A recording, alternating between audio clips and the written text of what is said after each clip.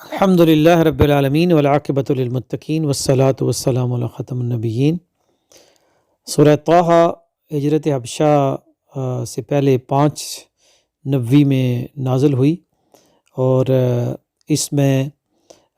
اس صورت کا مقصد یہ تھا کہ حضرت موسیٰ علیہ السلام کی زندگی کے ذریعے سے صحابہ کرام کی تربیت کی جائے، اور انہیں بتایا جائے کہ انہیں بھی ان سارے مرحلوں سے گزرنا ہوگا جن سے حضرت موسیٰ علیہ السلام گزرے ہیں، اور قریش کو یہ واضح کیا گیا کہ وہ فرعون کی طرح کا جو رویہ ہے اس سے وہ اختیار نہ کرے۔ اس صورت کے 135 آیات کے اوپر مشتمل ایک طویل صورت ہے، چھوٹی چھوٹی آیات ہیں، اور اس میں زیادہ تر حضرت موسیٰ علیہ السلام کا واقعہ یا قصہ اس کو بہت تفصیل سے بیان کیا گیا ہے۔ ابتدائی 8 آیات میں نبی اکرم صلی اللہ علیہ وسلم کو تسلی دی گئی ہے ان سے خطاب کر کے، اور پھر اللہ تعالیٰ کی شاندار صفات بیان کی گئی ہے، اللہ تعالیٰ کی توحید خالص کی وضاحت کی گئی ہے۔ اس کے بعد پھر آیت نمبر 9 سے لے کر تقریباً آیت نمبر 98 تک، یعنی کافی طویل آیات ہیں جس میں موسیٰ علیہ السلام کا جو واقعہ ہے اس کی ساری ڈیٹیل بتائی گئی ہے۔ پھر نبی اکرم صلی اللہ علیہ وسلم کو تسلی اور ہدایات دی گئی ہیں، اور آخر میں ایک دفعہ پھر حضرت آدم علیہ السلام کا واقعہ اور ابلیس کا واقعہ بیان کر کے اللہ تعالیٰ کا جو قانون ہے جزا و سزا وہ بیان کیا گیا ہے، اور پھر دوبارہ نبی اکرم صلی اللہ علیہ وسلم کو صبر کی تلقین کی گئی ہے۔ اس صورت میں قرآن کی جو عظمت ہے اور اس کی اہمیت وہ بار بار مختلف آیات کے ذریعے سے اجاگر کی گئی ہے، اور قرآن کے پیغام سے منہ موڑنے کی جو سزا ہے اس کو بیان کیا گیا ہے۔ اس صورت کا مرکزی مضمون یہ ہے کہ اہل ایمان کو حضرت موسیٰ علیہ السلام کی زندگی سے سبق لے کر قرآن کے سائے میں زندگیاں گزارنی چاہیے، اور شیطان کی چالوں کا مقابلہ کرتے ہوئے اپنے وقت کے جو فرعون ہیں ان کا صبر و استقامت سے مقابلہ کرنا چاہیے، اور جو قریش کی قیادت ہے وہ فرعون کے رویے سے انہیں عبرت اور سبق حاصل کرنا چاہیے۔ شروع میں اللہ تعالیٰ کا ارشاد ہے، اعوذ باللہ من الشیطان الرجیم، بسم اللہ الرحمن الرحیم، طٰہٰ ما انزلنا علیک القرآن لتشقی۔ اے نبی، ہم نے یہ قرآن آپ پر اس لیے نازل نہیں کیا کہ آپ مشقت میں پڑ جائیں، یعنی آپ اتنے پریشان ہو جائیں کہ کیسے ان لوگوں کو اسلام پہ لایا جائے۔ آپ بس اس کو پہنچائیں، اس کا ابلاغ کریں، اس پہ مشقت میں نہ پڑیں۔ الا تذکرۃ لمن یخشی، ہاں یہ ایک یاد دہانی ہے اور شخص کے لیے کہ جو اللہ کا خوف رکھتا ہے، جس کا ضمیر زندہ ہے وہ اسے نصیحت حاصل کر لے گا۔ تنزیلا ممن خلق الارض والسماوات العلی، اس ہستی کی طرف سے نازل کیا گیا ہے جس نے زمین کو پیدا کیا اور جس نے بلند آسمانوں کو پیدا کیا۔ الرحمن علی العرش استوی، وہ انتہائی مہربان ہستی ہے جو عرش پہ جلوہ فرما ہے۔ لہ ما فی السماوات وما فی الارض وما بینہما وما تحت الثری، آسمانوں اور زمین میں جو کچھ ہے وہ سب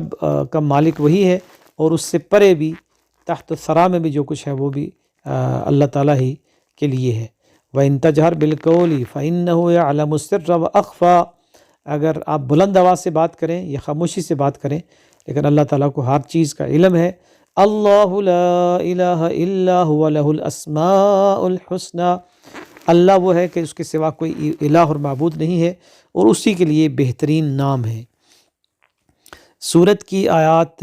25 سے لے کر 35 تک وہ مشہور آیات ہیں جو عام طور پر پڑھی جاتی ہیں۔ جب موسیٰ علیہ السلام کو اللہ تعالیٰ نے بھیجا تو انہوں نے کہا، کوئی دعا کی تو کہا کہ رب اشرح لی صدری ویسر لی امری واحلل عقدۃ من لسانی یفقہوا قولی واجعل لی وزیرا من اہلی ہارون اخی اشدد بہ ازری واشرکہ فی امری کی نسبحک کثیرا ونذکرک کثیرا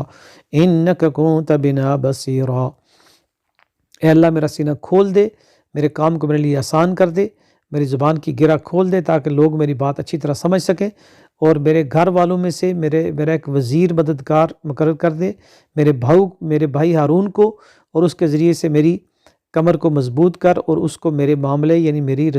ساتھ رسالت میں شریک کر، تاکہ ہم دونوں مل کر کثرت سے تیری تسبیح کریں اور تیرا کثرت کے ساتھ ذکر کریں۔ یہ دعا بھی اللہ تعالیٰ نے ان کی قبول کی، اور اس کے بعد پھر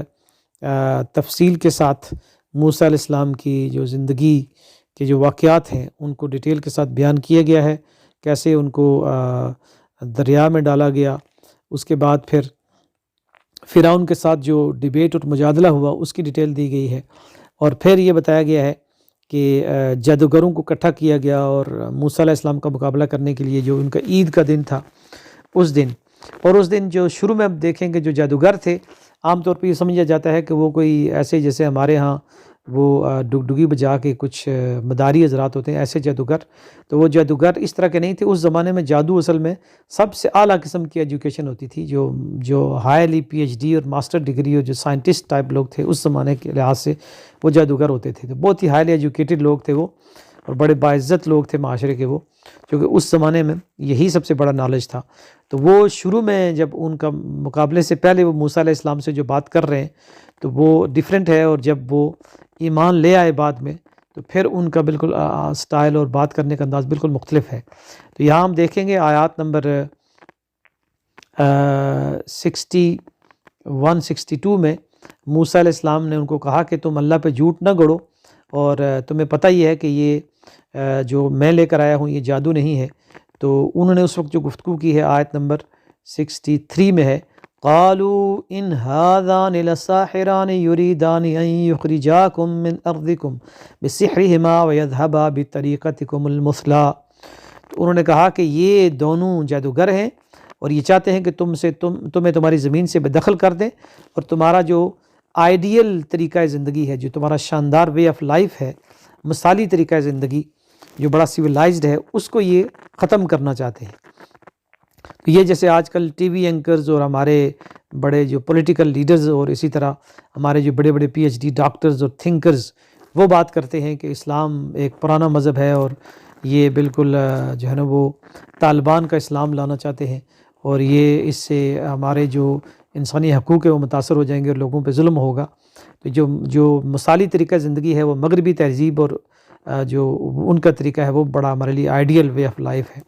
تو یہی وہ اس وقت کے جو ایجوکیٹڈ لوگ تھے وہ یہ بات کر رہے تھے، لیکن بعد میں جب ان کے اوپر حقیقت کھلی تو انہوں نے کہا، آیت نمبر 70 میں ہے کہ فَأُلْقِيَ السَّحَرَةُ سُجَّدًا قَالُوا آمَنَّا بِرَبِّ ہارون وموسیٰ، کہ جو جادوگر تھے وہ سجدے میں گر گئے اور اس اللہ کی ان نشانیوں کو دیکھ کر انہوں نے کہا کہ ہم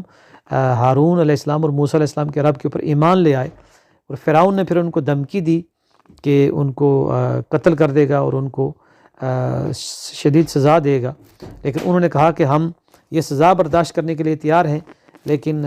ہم ایمان کو نہیں چھوڑیں گے۔ تو آج بھی جو لوگ قرآن کو پڑھ کر اور اسلام کی حقانیت پہ اس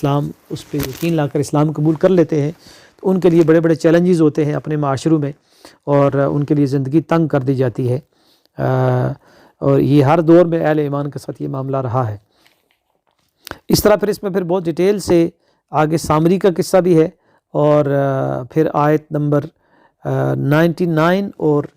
سے لے کر 101 تک ایک مضمون پھر قرآن کی عظمت کا آیا ہے، کیونکہ قرآن کی عظمت اور قرآن کی اہمیت دراصل اس صورت کا ایک مرکزی مضمون ہے۔ ارشاد فرمایا كَذَلِكَ نَقُصُّ عَلَيْكَ مِنْ أَنْبَاءِ مَا قَدْ سَبَقَ وَقَدْ آتَيْنَاكَ مِنْ لَدُنَّا ذِكْرًا،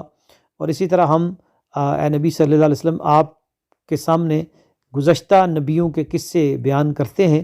اور ہم نے آپ کو اپنی طرف سے ایک ذکر اور یاد دہانی عطا کی ہے، اور یعنی یہ قرآن مجید عطا کی ہے۔ من اعرض عنہ فإنہ یحمل یوم القیامت وزرا، اور جو اس قرآن سے یاد دہانی سے ذکر سے منہ موڑے گا تو وہ قیامت کے دن بہت بڑا بوجھ گناہ کر اٹھا کر لائے گا۔ خالدین فیہ وساء لہم یوم القیامت حملا، اور وہ قیامت کے دن جہنم میں ہمیشہ رہے گا اور بہت ہی برا بوجھ ہے جو وہ اٹھا کر لائے گا۔ اسی طرح پھر آگے چل کے دوبارہ اس مضمون کو اس انداز سے دہرایا گیا ہے، اور یہ ہے آیات نمبر ہے اس کی 113 آیت نمبر ہے 113 نمبر آیت میں پھر اس مضمون کو دہرایا گیا ہے۔ وَكَذَلِكَ أَنزَلْنَا قُرْآنًا عَرَبِيًّا وَصَرَّفْنَا فِيهِ مِنَ الْوَعِيدِ لَعَلَّهُمْ يَتَّقُونَ أَوْ يُحْدِثُ لَهُمْ ذِكْرًا، اور اسی طرح ہم نے آپ کی طرف یہ قرآن عربی میں نازل کیا ہے، اور اس میں بار بار دھمکی اور وارننگ اور وعید کو ہم نے دہرایا ہے تاکہ ان کے اندر تقوی پیدا ہو، ان کے اندر کوئی خدا خوفی پیدا ہو، او یحدث لہم ذکرا، یا پھر وہ اس یاد دہانی سے کوئی فائدہ حاصل کریں، اس سے کوئی سبق حاصل کریں، اس سے کوئی نصیحت حاصل کریں۔ اس طریقے سے یہ سورہ طٰہٰ کے اہم ترین جو مضامین ہیں وہ ہمارے سامنے آ گئے ہیں کہ کس طرح حضرت موسیٰ علیہ السلام نے فرعون کو چیلنج کیا۔ یعنی ہمارے ہاں عام طور پر یہ ہے کہ ہم گلی محلوں میں پمفلٹ تقسیم کرتے ہیں، عام غریب مسکین لوگوں کو دعوت دیتے ہیں، لیکن انبیاء کا جو طریقہ کار ہے وہ جو بڑے لیڈر ہیں ان کو جا کے وہ دعوت دیتے ہیں، اور جو لیڈرشپ ہوتی ہے کفر کی اور باطل کی اور جو باطل نظام ہے ان کو جا کے وہ چیلنج کرتے ہیں، اور اس طریقے سے پھر وہ اس کے ساتھ ان کی کشمکش ہوتی ہے، اور پھر حق اور باطل کا مارکا وہ گرم ہوتا ہے۔ اللہ تعالیٰ سے دعا ہے کہ وہ ہمیں قرآن مجید کی جو تعلیمات ہیں ان کو سمجھنے اور اس کے مطابق عمل کرنے کی توفیق عطا فرمائے۔ وآخر دعوانا الحمد للہ رب العالمین۔